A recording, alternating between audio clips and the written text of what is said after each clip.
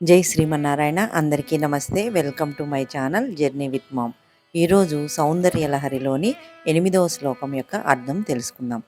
సుధా సింధోర్ మధ్యే సురవిటపి వాటి పరివృతే మణిద్వీపే నీపో పవనవతి చింతామణిగృహే శివాకారే మంచే పరమశివ పర్యంక నిలయాం భజంతి త్వాం ధన్యాః కతిచన చిదానందలహరీం. ఈ 8వ శ్లోకంలో ఆది శంకరాచార్యుల వారు అమ్మవారి యొక్క అంతర నివాస విలాసం గురించి వివరించారు.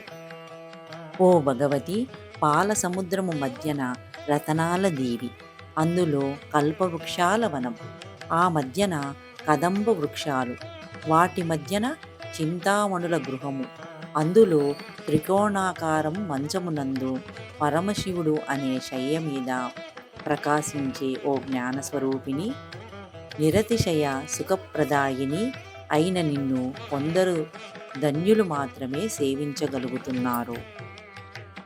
చిదానంద స్వరూపినిగా ఆసీనురాలైన నిన్ను దర్శించగల అర్హత అందరూ పొందలేరు. ఎంతో ధన్యులైన కొంతమంది మాత్రమే నీ నిరంతర నామస్మరణతో నీ దివ్య దర్శన భాగ్యమును పొందగలరు. ఇక్కడ 5 దేవతా వృక్షాల గురించి కూడా చెప్పారు. మందారము, పారిజాతము, సంతానము, కల్పవృక్షము, హరిచందనము. ఈ 5 వృక్షాలు దేవతా వృక్షాలుగా పేరు పొందాయి. చూశారు కదా. ఈ 8వ శ్లోకంలో ఆది శంకరాచార్యుల వారు అమ్మవారి అంతర నివాస విలాసం గురించి, అమృత సముద్రం మధ్యలో మణిద్వీపంలో కల్పవృక్షాలు, చింతామణి గృహాలు, పరమేశ్వరుణ్ణి శయ్యగా మార్చుకొని అమ్మవారు ఆసీనురాలైనట్లు ఇక్కడ ఈ శ్లోకంలో ఆది శంకరాచార్యులు వివరించారు.